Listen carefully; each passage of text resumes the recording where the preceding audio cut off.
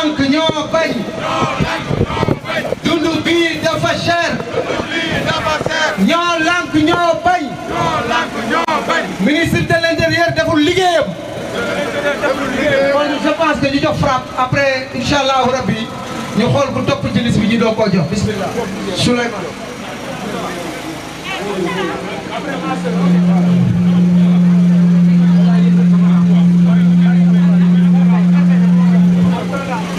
asalaamaaleykum mbooloo mi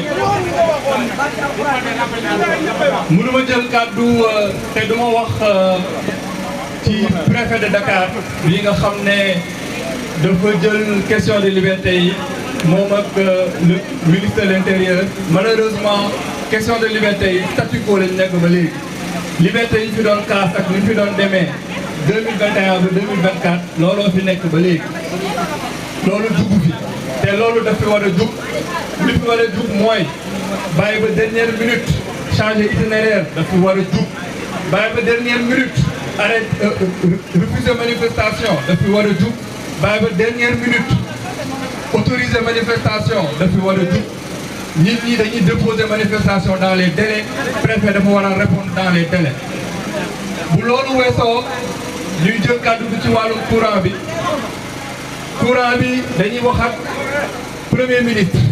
bii nga xam ne bokkoon na ci ñu doon mobiliser wu ci li ñuy wax le front collectif Ñoo Lank. premier ministre dañ koy wax ne monsieur le premier ministre dégg nañ la benn yoon nga ne courant bi ci jëmi jamono dina wàññeeku ndax gaz bi ñu déggaat la nga wax beneen mooy mercredi bii weesu ci conseil des ministres nga ne da ngay defar benn équipe bu resserré autour de sa bopp pour gën a baral lu ñuy woowee gaz to power maanaam utiliser gaz bi pour produire courant bi mën a wàññi courant bi. dégg nañ ñaari wax yooyu noonu dégg nañ fii mbir bi nar a jëm waaye balaa ñuy yegg foofu lu liggéey bi bar askan bi nan lay def est-ce que dañ war a taxaw continuer di muñ courant bi est-ce que yéen da ngeen d'accord di continuer 2012 ba 2029 ñuy muñ courant bu cher di xaar gaz buy ñëw est-ce que dañu war a continuer taxaw di muñ di xaar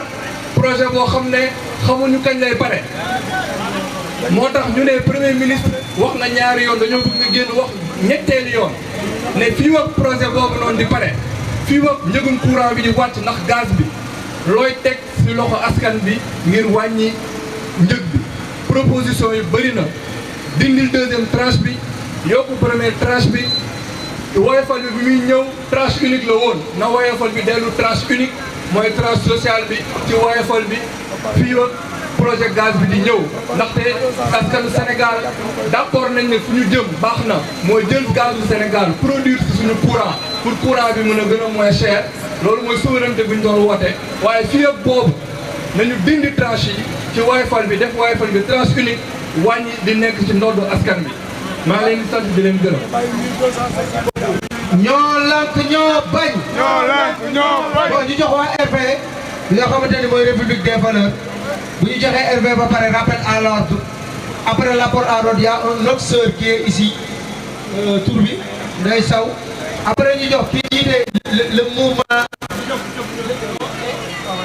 des travailleurs licenciés après jëf jël kon RV bismillah. voilà salaamaaleykum mbooloo bi salaamaaleykum. D'abord damay commencer par féliciter mouvement Ñoo Lank ñi nga xam ne ñoo initié marche bi mu nekk marche boo xam ne ñun au niveau de la République des valeurs bi nga xam ne dañ fi teew te mu ñëwoon ñàkk teew parce que chaque fois qu'il est question de l'intérêt national ñun République des valeurs dañuy présent. Donc ceci dit damay fàttali askan bi ne que je pense que wax ne courant bi dafa cher loolu moom wax bu yàqu la parce que loolu moom ñëpp d'accord nañ ne que courant bi mar d'Italie dëkk boo xam ne am nañu pétrole am nañu gaz am nañu naaj presque 365 jours sur 365 jours am nañu naaj am nañu lépp mais comment ça se fait que courant bi muy cher loolu comment ça se fait loolu du dara c'est parce que tout simplement on a des dirigeants incapables incompétents yoo xam ne dañoo tële et dans ces conditions dañoo war a démissionner ils doivent rendre le tablier ceci dit damay interpeller parce que mënu moo ñàkk wax Le dossier de Azer, on va fàttali que le président Thierno Alassane Sall, l'honorable député Thierno Alassane Sall, dem au niveau du pôle judiciaire financier, déposer une plainte par rapport à 37 milliards de xam depuis un an ñu interpellé le gouvernement parce que 37 milliards yooyu dañoo électrifié plus de 1600 villages à ce jour. tey jii dama ne gisuñu ay villages yu électrifiés gars yi nekk ci dans une campagne de désinformation boo xam ne Thierno Alassane Sall déposé woon na ci kaw loolu une requête au niveau de l'Assemblée nationale interpellé le ministre des Finances et du budget par rapport à l'utilisation 37 milliards yoo xam ne dañ ko avancé sur un montant global de 91 milliards. À ce jour 37 milliards yooyu amuñu si benn réponse bu leer léegi ñuy interpellé le procureur de la République du pôle judiciaire financier pour que mu jël les diligences nécessaires pour que ñu xam fan la 37 milliards yooyu dugg. lu tax ma wax loolu parce que dans le dossier ONAS président Thierno Alassane Sall République des valeurs déposé wu nañ plainte encore par rapport ak ay centaines de millions ay milliards même si peu di yoo xam ne nee na benn entre ministre bi nga xam ne moo doon jiñ directeur bi ak directeur bi en tout cas am na loo xam ne da ci dëgg te ñoom ñoo fi newoon nekk nawet bi doon daaw doon seen nawet ren gis nañ situation bi waa Touba sonn nañu waa banlieue bi sonn nañu foo mënta dem nit ñaa ngi ci biir ndox mi instant yi nii di dund bu métti donc le procureur de la République depuis at a ngi nii dañuy déposé suñu plainte amul suite déposé nañ plainte aussi pour 5 milliards yoo xam ne gars yi dañ ko jël sans décision de justice soi-disant nag dañuy indemniser ay des victimes des événements de 2021 à 2024. Ceci dit yooyu yëpp amul ci benn suite dossier wax ko classé sans suite ONAS ñu ngi xaar boobu léegi su may daanalee mooy on interpelle le procureur de la République du pôle judiciaire financier pour que cette fois-ci te duñ ci bàyyi dara ñu fexe ba suñu 37 milliards yooyu ñu wax ñu tuuti parce que 37 milliards yooyu lu mu mën a régler bëri na leen jaajëfal bu baax merci. bon ñu jox les agents licenciés après ñu jàll ci suñu sœur bi Ndeye Sow après liggéey waa jëf aywa mon frère. asalaamaaleykum camarade maa ngi leen di ziar yéen ñëpp di leen nuyu di leen jox seen wàccuwaay ñoo lank ñoo bañ ñoo lank ñoo bañ mais au-delà de la cherté de la vie le pays va très mal le pays va très mal et pourquoi le pays va très mal je vais commencer par la police. Vous savez tous que depuis l'arrivée de Bassirou Diomaye Diakhar Faye 312 policiers ont été licenciés. 49, la 49e promotion de police court derrière des arriérés de salaire. Plus tout ça, il y a 30 000 et quelques travailleurs licenciés. Et tout ça s'ajoute aussi le secteur informel. Et je m'adresse aussi à la presse de détournement d'objectifs. Hier, la presse,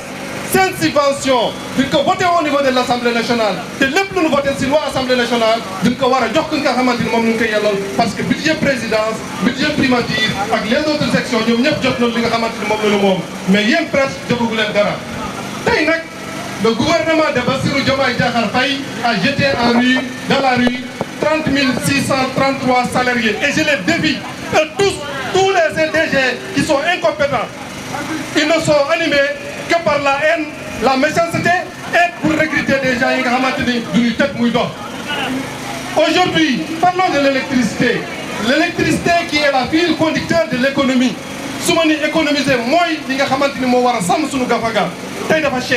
on a un gouvernement qui mélange les Sénégalais. Le ministre du Travail de l'Or, Abbas Fall, dafa jëloon benn arrêté ministériel nee na di yokk salaire jànq yi mais yow boo si yokkee salaire jànq yi te yokkoo salaire ñi nga xamante ni ñooy fay jànq yi ku jeex sa jànq yi ak borom kër yi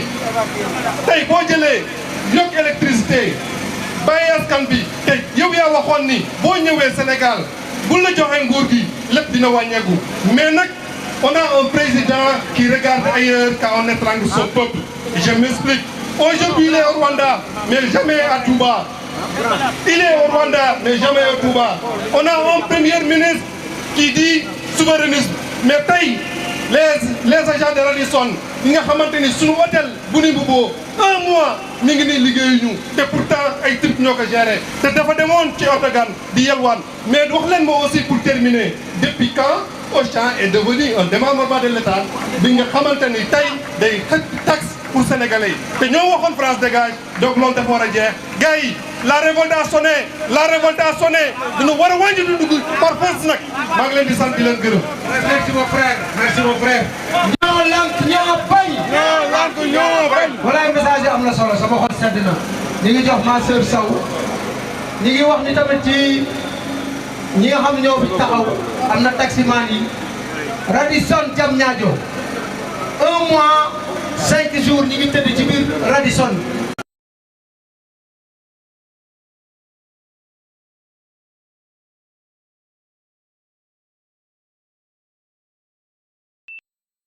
bu ñu joxee suñu sœur bi